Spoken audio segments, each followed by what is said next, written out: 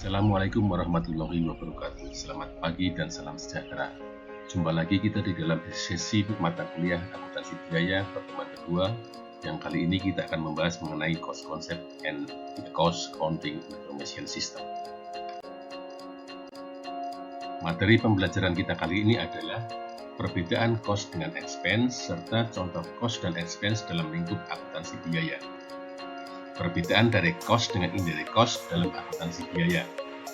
Membuat klasifikasi biaya untuk menentukan harga. Secara lengkap, materi ini dibahas di dalam Cost Accounting atau Akuntansi Biaya edisi 14, penulisnya William K. Carter, bab 2. Kemudian, sebagai referensi pendukung, kita menggunakan Cost Accounting Administrative Essays edisi 15, penulisnya Charles T. Horngreen, Sirkan M. Carter, dan Madhav B. Rajan. Kita mulai dengan pengertian cost atau biaya dan expense atau beban. Cost is a resource sacrifice or forgone to achieve a specific objective. Suatu nilai yang ditukar atau pengorbanan sumber daya ekonomis yang dilakukan untuk tujuan tertentu atau untuk menjamin perolehan manfaat. Di sini kita akan menghadapi actual cost atau biaya yang benar-benar dikeluarkan dan budgeted cost atau biaya yang dianggarkan. Kemudian expense atau beban adalah penurunan dalam aset atau peningkatan dalam hutang untuk menciptakan pendapatan. Kemudian beban akan ditandingkan dengan pendapatan untuk menentukan laba atau menghitung laba. Cost objek atau tujuan biaya adalah suatu item atau aktivitas yang biayanya diakumulasi dan diukur. Untuk menetapkan biaya atas suatu objek diperlukan tracing atau penelusuran dan allocating atau pengalokasian. Ini adalah gambaran mengenai bagaimana cara kita membedakan direct cost dengan indirect cost dalam akuntansi biaya melalui tracing terhadap salah satu cost objek atau objek biaya. Setiap pengeluaran yang kita lakukan, kita harus melakukan penelusuran, kita cari apakah dia berkaitan langsung dengan objek biaya atau dia tidak terkait langsung dengan objek biaya. Semua biaya-biaya yang terkait langsung dengan perolehan atau untuk kegiatan aktivitas ini disebut direct cost atau biaya langsung. Sedangkan biaya-biaya yang tidak terkait langsung dengan objek biaya akan diklasifikasikan menjadi indirect cost. Selanjutnya kita menggunakan teknik akumulasi untuk mengumpulkan atau mengakumulasikan semua biaya tidak langsung itu dalam suatu cost accumulation. Cost accumulation inilah yang akan kita alokasikan kepada objek-objek biaya yang terkait dengan pengeluaran-pengeluaran tidak langsung tersebut. Misalkan satu perusahaan memiliki 4 departemen, 2 departemen jasa dan 2 departemen produksi. Departemen jasa terdiri dari maintenance departemen dan personil departemen. Departemen produksi terdiri dari assembly departemen dan finishing departemen. Data akuntansi keuangan menunjukkan bahwa maintenance departemen mengeluarkan biaya langsung sebesar 40.000, sedangkan personil departemen mengeluarkan biaya 20.600. Assembly departemen 75.000 dan finishing departemen 55.000. Biaya langsung dari maintenance departemen merupakan biaya tidak langsung pula dari assembly departemen dan finishing departemen. Mengapa? Karena Departemen Maintenance bekerja melayani dan mensupport Departemen Produksi agar bisa berjalan dengan lancar. Anggaplah bahwa manajemen menetapkan bahwa biaya-biaya yang dikeluarkan oleh Maintenance Departemen akan dialokasikan secara merata di Departemen Produksi. Yang jadi pertanyaan adalah sekarang, berapa jumlah biaya dari Maintenance Departemen yang harus dialokasikan kepada Departemen Produksi? Berikut ini adalah perhitungannya. Kita sudah memiliki data bahwa biaya langsung maintenance ada 40.000, biaya langsung personil departemen adalah 20.600, biaya langsung assembly ada 75.000, biaya langsung finishing ada 55.000. Kita diminta oleh manajemen untuk mengalokasikan biaya tidak langsung di maintenance departemen ke departemen produksi. Manajemen telah menetapkan bahwa biaya-biaya departemen maintenance akan dialokasikan dalam jumlah yang sama ke departemen-departemen produksi. Maka Alokasi kepada assembly departemen adalah 20.000 dan alokasi kepada finishing departemen adalah 20.000. Mengapa? Karena perusahaan hanya punya dua departemen produksi, yaitu assembly dan finishing, sehingga biaya 40.000 yang dikeluarkan oleh maintenance departemen dibagi dua secara merata. Dengan menggunakan data yang sama, yaitu maintenance departemen 40.000, personal departemen 2.600, assembly departemen 75.000 dan finishing departemen 55.000, manajemen tidak menghendaki alokasi biaya secara peta, tetapi manajemen menghendaki alokasi biaya didasarkan pada jam pelayanan departemen jasa kepada departemen produksi. Misalkan data jam pelayanan maintenance departemen ke departemen produksi adalah sebagai berikut. Assembly departemen dilayani selama 75 jam, finishing departemen dilayani selama 25 jam. Maka berapa yang harus dialokasikan kepada masing-masing departemen produksi? Perhitungannya adalah sebagai berikut. Alokasi kepada assembly departemen adalah 30.000. Dari mana ini? Ini adalah dihitung dari 75 jam pelayanan kepada assembly dibagi total jam pelayanan 100 dikalikan dengan biaya yang harus dialokasikan adalah 40.000. Sedangkan alokasi kepada finishing departemen adalah 10.000, yaitu 25 jam pelayanan kepada finishing departemen dibagi total pelayanan maintenance departemen 100 dikalikan dengan 40.000. Membuat klasifikasi biaya untuk menentukan harga dapat didasarkan pada hubungannya dengan produk atau dengan volume produk atau dengan departemen atau segmen yang lain. Bisa juga dengan periode akuntansi atau dengan suatu keputusan, tindakan, atau evaluasi. Selanjutnya adalah klasifikasi biaya dalam hubungannya dengan produk. Untuk memproduksi suatu barang, perusahaan memerlukan bahan baku dan upah langsung. Selain itu, dia juga mengeluarkan biaya-biaya yang berupa overhead, yaitu bahan tidak langsung dan upah tidak langsung atau beberapa pengeluaran lainnya. Kemudian perusahaan juga mengeluarkan period cost atau commercial cost berupa biaya administrasi dan biaya pemasaran atau biaya penjualan. Biaya bahan baku langsung dan upah langsung disebut sebagai prime cost atau biaya utama untuk memproduksi barang. Sedangkan upah langsung dan factory overhead dinamakan sebagai conversion cost atau biaya untuk mengkonversi bahan baku menjadi barang jadi. Ketiga komponen ini, direct material, direct labor, serta factory overhead merupakan manufacturing cost bagi perusahaan.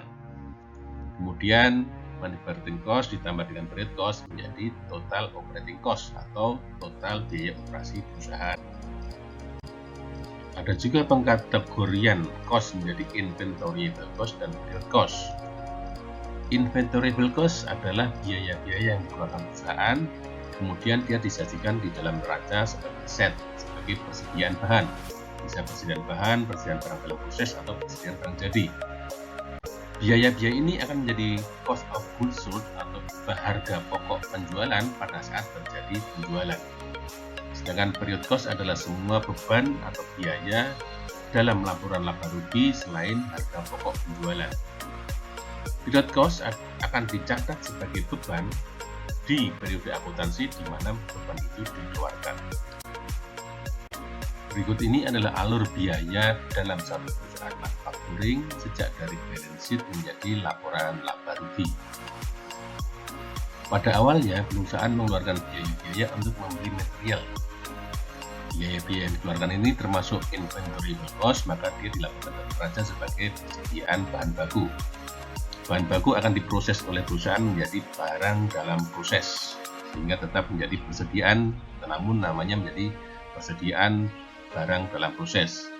Apabila telah selesai, maka biaya-biaya yang dikeluarkan akan masuk ke dalam biaya persediaan barang jadi, finished good inventory. Finished good inventory ini akan berubah menjadi harga pokok penjualan pada saat terjadi penjualan. Pendapatan dikurangi dengan harga pokok penjualan akan menghasilkan laba bersih, laba kotor atau gross margin, yang bila dikurangkan dengan period cost akan menghasilkan laba operasi. Arus informasi biaya di dalam perusahaan dagang sedikit berbeda dengan perusahaan manufacturing. lebih sederhana, dimulai dari balance sheet menjadi income statement. Pada awalnya, perusahaan membeli barang-barang yang akan dijual kembali. Biaya yang dikeluarkan merupakan inventory cost sehingga menjadi persediaan barang dagangan. Persediaan barang dagangan ini, apabila terjadi penjualan, akan disajikan menjadi harga pokok penjualan. Pendapatan dikurangi harga pokok penjualan menjadi gross margin atau laba kotor. Apabila dikurangkan dengan period cost, akan menjadi laba operasi. Sekarang kita akan melihat biaya dalam bukunya dengan volume produksi. Misalkan satu perusahaan memproduksi barang-barangnya dalam kuantitas yang tidak sama, kadang naik, kadang turun.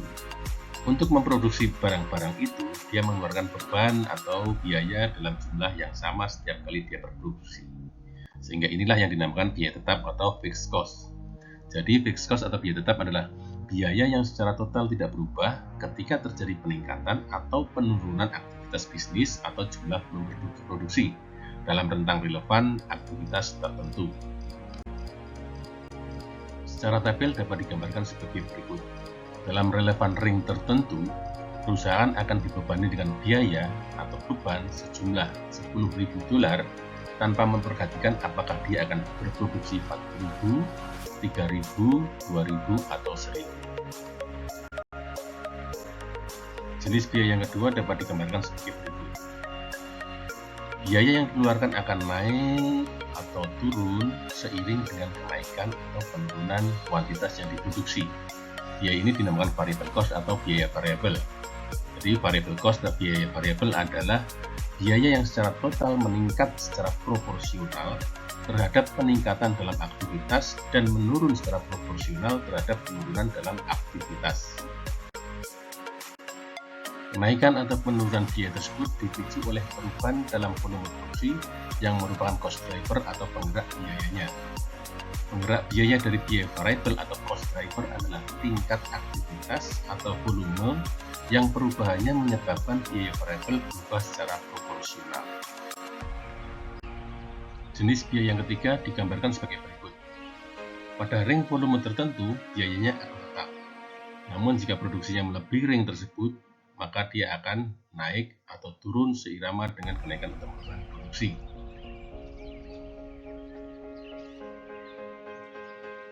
Biaya ini memperlihatkan karakteristik biaya tetap maupun biaya variabel, sehingga ini disebut sebagai biaya semi variabel atau semi variable cost.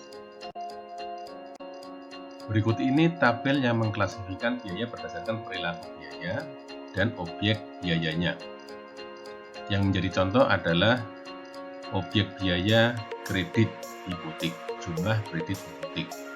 Contoh variable cost yang termasuk biaya langsung atau direct cost adalah fee atau honor yang dibayarkan kepada perusahaan appraisal properti untuk setiap kredit dan sertifikat.